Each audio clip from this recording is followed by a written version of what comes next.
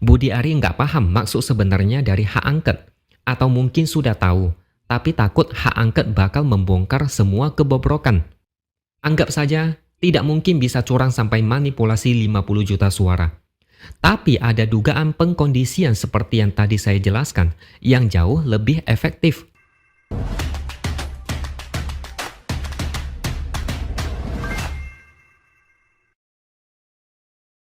Halo, bertemu lagi dengan saya, X Hardy di Opini Seaword. Satu persatu orang mulai muncul untuk menolak upaya terjadinya hak angket. Kali ini giliran Ketua Umum Projo, Budi Ari, yang bertanya-tanya, apa sih kepentingan hak angket? Apakah mendesak sehingga harus ada hak angket? Logika dia adalah selisih perolehan suara antara Prabowo Gibran dan dua paslon lain sudah sangat tinggi, sehingga kecurangan tidak mungkin terjadi. Selisih yang besar, sekitar 50 juta suara, akan sulit dibuktikan. Jadi hak angket itu percuma. Mahfud MD pernah bicara soal naskah akademik hak angket, yang salah satu isinya berfokus pada dugaan penyalahgunaan wewenang terkait anggaran, termasuk di dalamnya menyangkut bansos. Saya juga yakin hak angket ini tidak akan terlalu fokus pada angka kecurangan, karena memang sulit membalikkan selisih angka yang 50 juta itu. Paling cuma bisa membuktikan puluhan atau ratusan ribu suara hasil kecurangan. Itu kalau memang ada.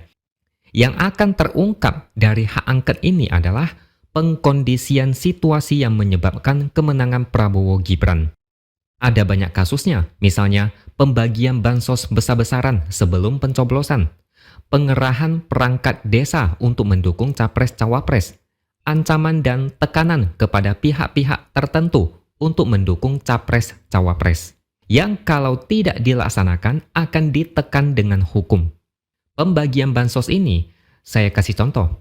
Ini saya dapat dari komentar beberapa netizen. Mereka bilang begini, ada caleg yang bertahun-tahun membantu masyarakat di satu wilayah. Entah itu membantu akses air bersih, perbaikan jalan, membantu masyarakat dalam hal lain dan lain-lainnya. Tapi caleg ini kalah karena isu politik uang. Kenapa begitu? Karena pemikiran masyarakat adalah caleg itu baik. Kalau kalah pun pasti akan tetap membantu. Kalian lihat sendiri, yang baik akan kalah dengan politik uang. Bansos itu juga kurang lebih sama prinsipnya. Dan banyak masyarakat yang enggak mikir panjang. Apalagi ada narasi, kalau mau bansos lanjut, pilihlah Prabowo Gibran, karena akan melanjutkan program Jokowi, termasuk bansos. Ada semacam ketakutan tersendiri kalau Prabowo Gibran tidak menang. Takut bansos hilang. Masyarakat yang sering dikasih bansos, lama-lama jadi ketagihan, makin susah lepas dari bansos. Logika yang paling mudah adalah memilih calon yang dipercaya bakal melanjutkan bansos. Makanya program sehebat apapun, segila apapun, tetap bakal kalah oleh pemberian gratis. Ini adalah bentuk pengkondisian dalam pikiran masyarakat. Mau gratis lagi? Silakan pilih saya. Begitulah kira-kira. Kalau soal pengerahan dan ancaman kepada kepala desa, ada beberapa buktinya. Misalnya video kepala desa dan perangkat desa di Kabupaten Ngawi. Mereka deklarasi mendukung Prabowo Gibran dan menyerukan pemilu satu putaran. Mereka sempat dipanggil oleh Bawaslu untuk klarifikasi. Setelah diperiksa, ternyata salah satu kepala desa mengaku diancam dan dipaksa untuk membuat video itu. Dia dan perangkat desa disuruh oleh salah satu petinggi asosiasi perangkat desa. Kalau mereka dukung si A, maka posisi mereka aman. Kalau dukung yang lain, posisinya bakal terancam. Makanya mereka kompak bikin video itu supaya posisi mereka aman. Mereka tahu itu akan melanggar, tapi mereka lebih takut dengan ancaman itu. Narasi ucapan saat membuat video itu sudah disiapkan oleh petinggi desa yang mereka maksud. Pakai telepon. Itu cuma satu contoh, dan saya yakin ada banyak lagi kejadian yang serupa di beberapa tempat yang tidak terekspos media. Ini bisa memberikan efek psikologis kepada pemilih. Dalam psikologi, ada salah satu istilah yang namanya konformitas atau perilaku ikut-ikutan. Itu adalah perbuatan yang dilakukan oleh satu orang untuk mengubah perilakunya supaya sesuai dengan respon orang lain. Contohnya begini, di sekolah, ketika guru bertanya, apakah murid-murid setuju les tambahan sampai sore? Mayoritas murid nggak mau, tapi Anda maunya sih setuju. Tapi gimana rasanya? Aneh kan? Anda merasa beda dari yang lain, kayak orang dari planet lain. Kalau Anda bilang setuju, pasti akan diliatin murid lain dan enggak nyaman. Akhirnya, Anda ikut-ikutan enggak setuju. Kalaupun setuju, tetap kalah suara. Sama juga ketika ada kepala daerah atau kepala desa deklarasi dukungan kepada capres-cawapres.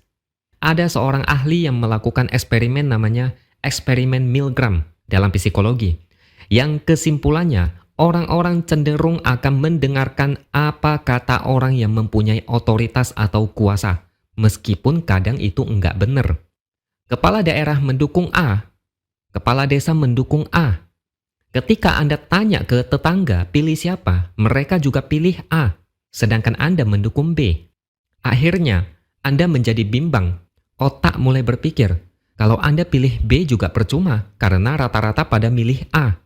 Tetap aja B bakal kalah. Jadi ya sudahlah, pilih A saja. Sampai sini paham ya? Itulah kenapa pemilu ulang itu menurut saya percuma. Tidak akan mengubah hasil. Kalau ada pun paling cuma sedikit. Misalnya ada pemilu ulang di satu tempat. Katakanlah sebelumnya Prabowo Gibran menang. Hasil pencoblosan ulang hasilnya biasanya tetap sama aja.